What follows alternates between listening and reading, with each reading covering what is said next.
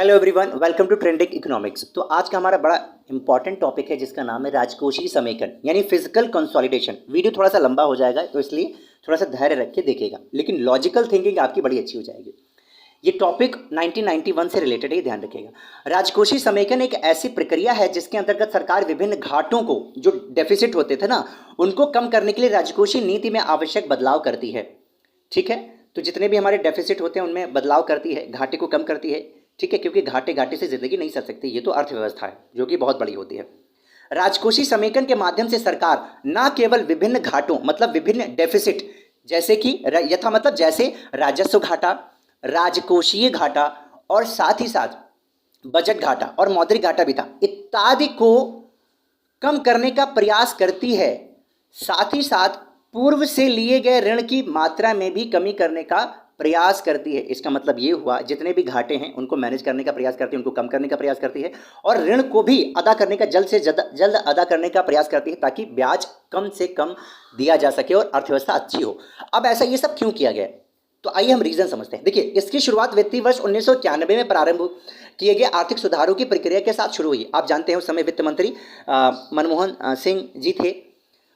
ठीक है, तो उनके समय में एलपीजी आया था। एलपीजी क्या है, किसी अन्य वीडियो पर हम विस्तार से उस पर चर्चा करेंगे। वर्ष 1975 से वर्ष 2000 तक भारत के राजकोषीय घाटे में तीव्र वृद्धि देखी गई। ठीक है, अब भैया राजकोषीय घाटा में जब तीव्र वृद्धि देखी गई तब क्या हुआ, वर्ष 1991 में प्रारंभ किए गए आर्थिक सुधारों के माध्यम से सरकार ने राजकोषीय समेकन की प्रक्रिया की शुरुआत इसलिए की। अब ऐसा क्यों किया, क्योंकि आईएमएफ मतलब इंटरनेशनल मॉनेटरी फंड एवं डब्ल्यूबी मींस वर्ल्ड बैंक द्वारा प्रदान किए गए ऋण के बदले में राजकोषीय समेकन की प्रक्रिया की शुरुआत करना एक अनिवार्य शर्त थी।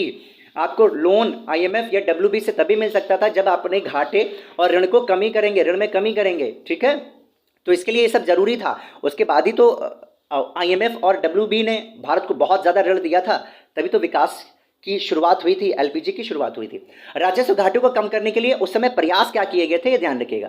सब्सिडियों को युक्ति संगत बनाया गया, युक्ति संगत बनाया गया, कमी की गई, आप ऐसा समझ सकते हैं, मैनेज किया गया। वेतन तथा पेंशन के भार में भी कमी की गई, ये बात ध्यान रखिएगा। ये वेतन तथा पेंशन के भार में भी कमी की गई, भैया कम कम दिया जाए नहीं तो सरकार का घाटा होगा। आकस्मिक निधियों के भार में भी कमी की गई। ठीक है, आकस्मिक जो निधियां होती हैं इन पर हम चर्चा कर चुके हैं, आप वीडियो सर्च करके देख सकते हैं। विदेशी ऋण की उनकी परिपक्वता के पूर्व अदायगी करना एवं महंगी विदेशी ऋण से बचना। अब परिपक्वता से पूर्ण क्यों अदायगी करना, क्योंकि जब परिपक्वता हो जाएगी तब अगर आप क्या करेंगे तो क्या होगा, ऋण भी ज्यादा देना पड़ेगा, मतलब ब्याज ज्यादा देना पड़ेगा और कुछ शर्त भी रही होंगी इसलिए भी, और महंगी विदेशी ऋण से बचना भी था क्योंकि अब डब्ल्यूबी आईएमएफ ऐसे तो दे नहीं सकता, उसके कुछ रूल्स एंड रेगुलेशंस होते हैं, उसी के आधार पर वो ऋण देती है। किसी और टॉपिक पे हम इस पे भी चर्चा करेंगे। घाटे में चल रहे सार्वजनिक क्षेत्र के उपक्रमों का विनिवेश करना, यहीं से ये टॉपिक बिल्कुल क्लियर होगा कि भैया प्राइवेटाइजेशन होने वाला है, क्योंकि सार्वजनिक क्षेत्र के जितने भी उपक्रम थे बहुत सारे क्या होते हैं, लगभग सब क्या हो रहे थे, घाटे में चल रहे थे। इनको विनिवेश करना मतलब उनके शेयर बेच करके पैसा इकट्ठा करना, प्राइवेटाइजेशन करना। और लास्ट में है अनेक प्रकार के करों में भी सुधार उस समय किया गया, और एक तो बहुत अच्छा सुधार हुआ 2017 में, आप जानते हैं GST, one nation one tax के आधार पर।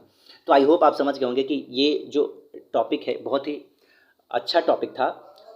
ठीक है, राजकोषीय समेकन, फिजिकल कंसोलिडेशन।